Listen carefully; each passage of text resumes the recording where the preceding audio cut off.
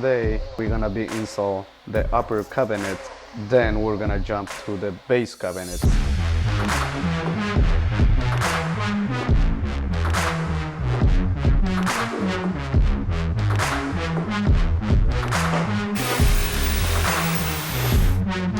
So now we're gonna put this cabinet in the top right there.